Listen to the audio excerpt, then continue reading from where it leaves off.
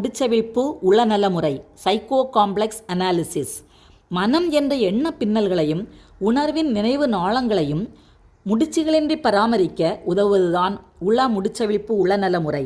இந்த நலமுறையை உருவாக்கியவர் கார்ல் யூங். இலக்கியம் மனுடவியலில் ஆர்வம் கொண்ட இவர் மருத்துவம் படித்து மனநல மருத்துவம் பார்க்க ஆரம்பித்தார். சிக்மண்ட் ஃப்ராய்டின் உள பகுப்பாய்வு மீது ஆர்வம் கொண்டு அதை பரப்ப ஆரம்பித்தார். பின்னர் அவருடன் கருத்து வேறுபாடு ஏற்பட்டு பகுப்பாய்வு உளவியல் என்ற புதிய முறையை ஏற்படுத்தினார். உள முடிச்சவிழ்ப்பு உளநல முறையையும் அறிமுகம் செய்தார். சிக்மண்ட் ஃப்ராய்ட் மனதின் அமைப்பை வெளிமனம், உள்மனம், ஆழ்மனம் என 3 நிலைகளாக பிரித்தார். கார்ல் யூங் வெளிமனம், ஆழ்மனம் என 2 பகுதிகளாக பிரித்தார்.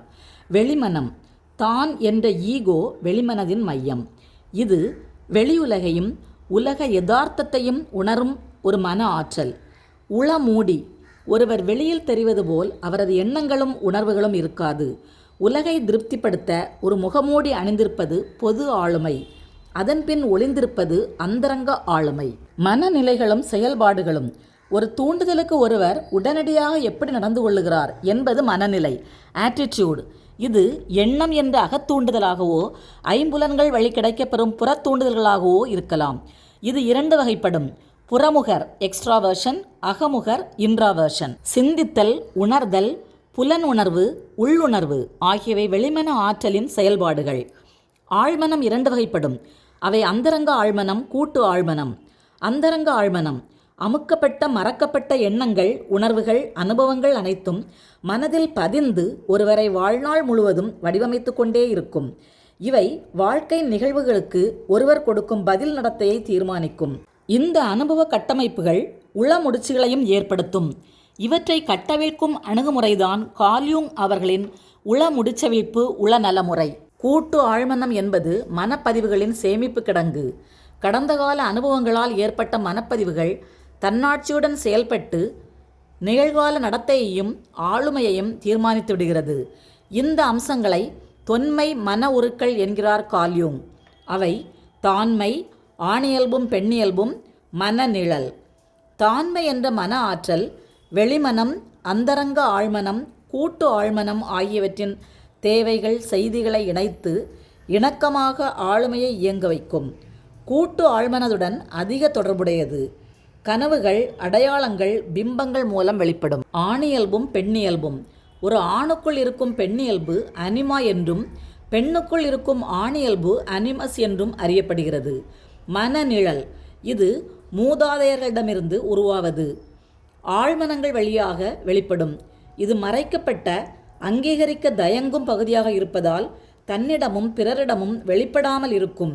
உளமூடி சமூக ஏற்புக்காக ஏங்கி கிடக்கும். மனநிழல் சமூகம் ஏற்காதவைகளை அரவணைக்கிறது. உள முடிச்சவிழ்ப்பு உளநல முறையின் சிறப்புத்தன்மை. உள முடிச்சுகள் என்பவை ஆழ்மனதில் அமுக்கப்பட்ட எண்ணங்கள், நினைவுகள், தன்னாட்சியுடன் செயல்படும் ஓர் மன அமைப்பு. நிகழ்கால நடத்தைகளையும் கட்டுப்படுத்தும். இந்த ஆழ்மனதின் அம்சங்களை நிகழ்கால வாழ்வோடு ஒருங்கிணைத்து தனித்துவம் அடைதல் இந்நலமுறையின் நோக்கமாகும். தனித்துவம் அடைதல் அல்லது ஆளுமை உருவாதல் ஒரு தொடர் நிகழ்வு. இந்த சிகிச்சை 4 நிலைகளை உள்ளடக்கியது என்று கூறுகிறார் கார்ல் யூங். முதலாவது மனம் திறந்து பேசுதல். பயனாளி தன் பலவீனத்தை அங்கீகரித்து தன் கதையை ஒளிவு மறைவின்றி சொல்கிறார். தெளிவுபடுத்துதல். பயனாளி தன்னை ஆழமாக தரிசிப்பதன் மூலம் சுய விழிப்புணர்வு பெறுகிறார். தன் நடத்தை, தான் பயன்படுத்தும் உளப்பாதுகாப்பு கவசங்கள், உருக்குலை நிலை ஆகியவற்றை புரிந்து கொள்கிறார். ஃப்ராய்டின் உளப்பகுப்பாய்வில் கடந்த கால நிகழ்வுகளுக்கு முக்கியத்துவம் கொடுக்கிறார்.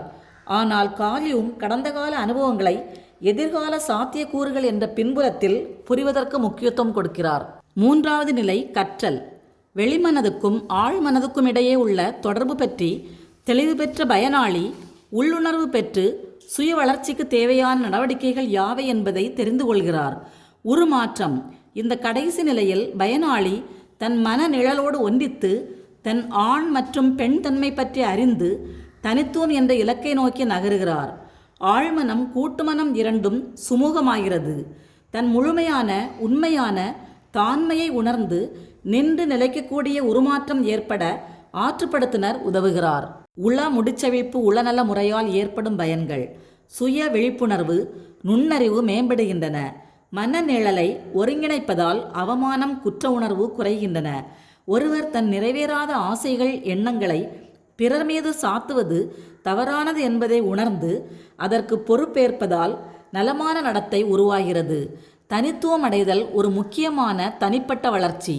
அக இணக்கமும் பிரச்சனைகளை எதிர்கொள்ளும் மனபலமும் சுய அன்பும் குறைகளை ஏற்கும் பக்குவமும் உருவாகிறது. உறவு பரிமாற்றங்களில் நம்பகத்தன்மை ஏற்படுவதால் உறவுகள் வளர்கின்றன. உணர்வு முதிர்ச்சியில் மீள்தன்மை அதிகரிக்கிறது. ஈகோ என்ற எனர்ஜி, அந்த எனர்ஜி வெளி உலகத்துக்கிட்ட அக்செப்டன்ஸ் கிடைக்கிறங்காண்டி முகமூடி போட்டு போட்டு போட்டே வாழ்ந்துட்டு இருக்குது. அது இன்னொரு ஆஸ்பெக்ட். அதுக்கு 2 வகையான ஆட்டிடியூட் அந்த வெளி மனதுக்கு இருக்கிறது. Extraversion, introversion. ரெண்டுலேயும் நன்மை இருக்கு, தீமை இருக்கு. எப்படின்னா புரிஞ்சுக்கலாம், அவேர்னஸ் தான். அப்புறம் நம்மகிட்ட எப்படிப்பட்ட ஃபங்க்ஷன் இருக்குன்னா 4 வகையான thinking, feeling, sensation, intuition. Very good. உள முடிச்சுகள் குறித்து விழிப்புணர்வு பெறும்போதுதான் உளமுடிச்சு உளநலமுறை வழியாக நாம் தனித்துவம் அடைய முடியும்.